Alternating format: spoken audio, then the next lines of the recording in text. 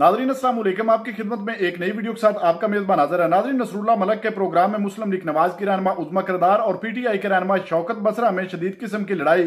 Bill आखिर वजह क्या बनी, एक दफा वीडियो मुलाज़ा फरमाएं, फिर इस पर मुकम्मल तफसील आपके सामने रखते हैं। खुदा का खौफ कर लें, खुदा का खौफ करें, आए निकले मेरे साथ, चले मार्केट में इकट्ठे, चले बाहर निकले।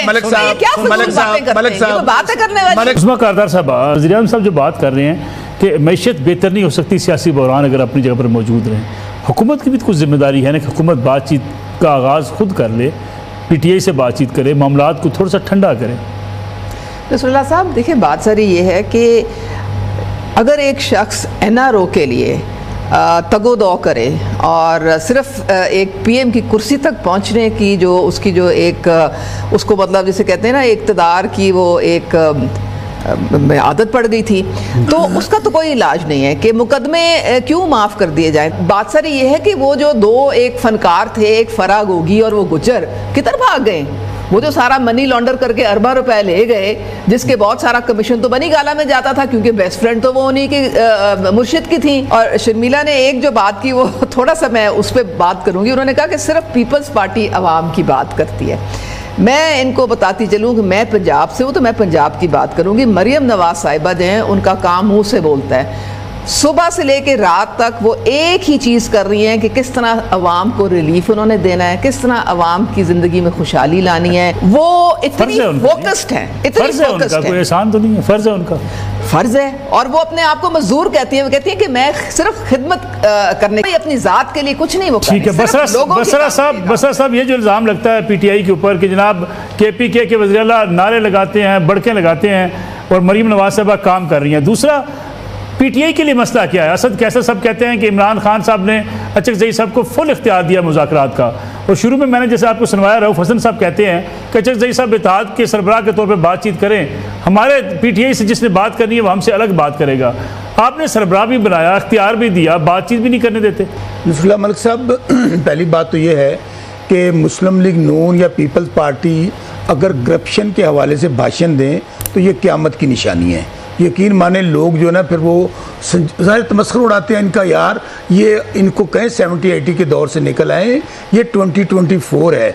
इसीलिए तो आज हालत ये है, ये अवाम में जाने के काबिल नहीं है, इसीलिए तो इनकी ज़बानें ज़ब्त हो गई हैं। खुदा का खौफ करें, आए निकले मेरे साथ, चले मार्केट में इकट्ठे, चले बाहर निकले। मलिक साहब बातें करने वाली, मलिक साहब मार्केट में बाहर, अगर ऐसे लोगों को मलिक साहब लोगों को डराने धमकाने से आपको कुछ नहीं बनेगा। इज्जत करना सीखे लोगों की।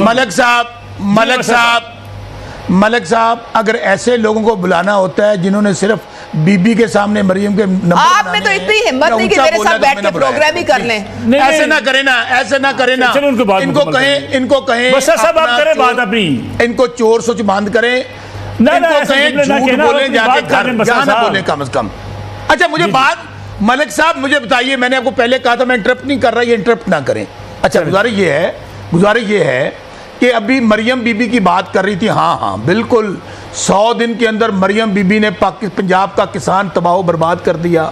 यहाँ पर काले कवानीन, मलिक साहब आपको मुबारक हो, आप बड़ा इनका बातें करते हैं, आपके लिए काले कवानीन बना दिए, और आपको क्या चाहिए? अच्छा सुन तो लेना मलिक साहब, गुजारिश सुने, मेरी बात करने देना मुझे। इसलिए मरियम बीबी की 100 दिन की कारकर्दगी ये है कि डेली टिकटॉक्स बनती हैं, फोटो शूट होता है और बताया जाता है कि पंजाब में बड़ी तरक्की हो रही है। इसलिए मेरे भाई मैं बार बार कह रहा हूँ। अच्छा फिर वही बात, ये देखें, इनको कहें देखें आपके सूबे के चीफ मिनिस्टर हैं। अच्छा बाकी कहीं आपने नहीं चीफ मिनिस्टर नहीं, वो हारी हुई मैडम चीफ मिनिस्टर हैं, वो अपनी सीट हारी।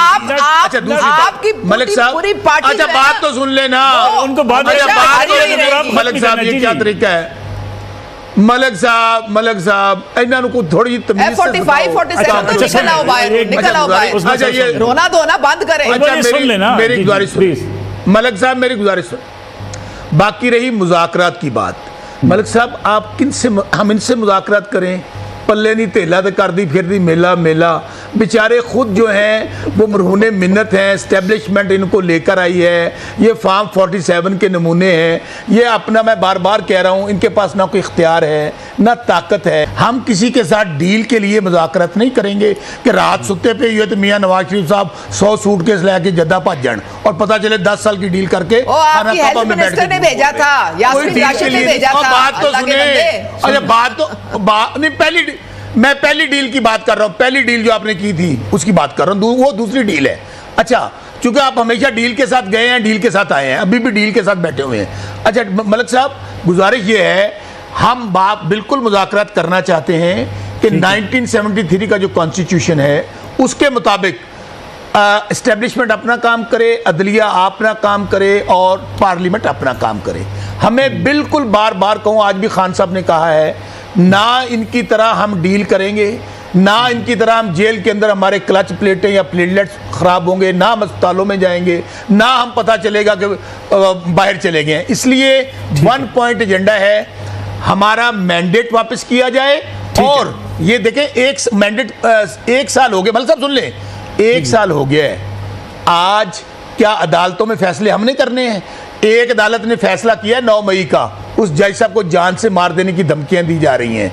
हम इसलिए कहते हैं कि चीफ जस्टिस साहब ने, हमारी एप्लीकेशन 9 मई की भी मौजूद है, हमारी एप्लीकेशन 8 फरवरी की भी मौजूद है, उसके ऊपर जुडिशियल कमीशन बना दें, दूध का दूध पानी का पानी हो जाएगा। नाज़रीन, आपने वीडियो मुलाज़ा फरमाइए। नाज़रीन, मुस्लिम लीग नवाज के जितने भी रहनुमा अगर इनकी बात सुनते रहें चुप करके तो ये बड़े खुश होते हैं। जब भी आगे से इनको हकीकी आना दिखाया जाता है तो ये बदतमीजी पर उतर आते हैं। उज़मा किरदार और शौकत बसरा के जितने भी प्रोग्राम है आप देख लें, शौकत बसरा बड़ी तामुल के साथ इनकी बातें सुनता है, लेकिन जब वो अपने बयानात देता है या अपनी बात वाज़ेह करता है तो इनको आग लग जाती है। और उज़मा किरदार के जितने प्रोग्राम आप देख लें, हर प्रोग्राम में ये बदतमीजी पर उतर आती है। आज के प्रोग्राम में भी इसने ऐसा ही किया, हत्ता कि इसको पता भी है कि ये लोग आज से नहीं बड़े अरसे दराज से इस मुल्क को लूट रहे हैं और जिस पार्टी के साथ ये अभी ठहरी है, जिस पार्टी में उन्होंने इस मुल्क का सत्यानाश कर दिया है। लेकिन इन लोगों को सिर्फ अपनी पार्टी में रखा इसलिए जाता है कि आपने हमारी चापलूसी करनी है और हमारे घनौने चेहरे जो हैं उन पर पर्दा डाले रखना है। और इनकी जो सीएम साहबा है मरियम नवाज साहबा, उनकी तरफदारी में ये लोग हमेशा लगे रहते हैं। उज़मा बुखारी एक बड़ी जो है जानी पहचानी औरत है और हर प्रोग्राम में वो लड़ाई करती है,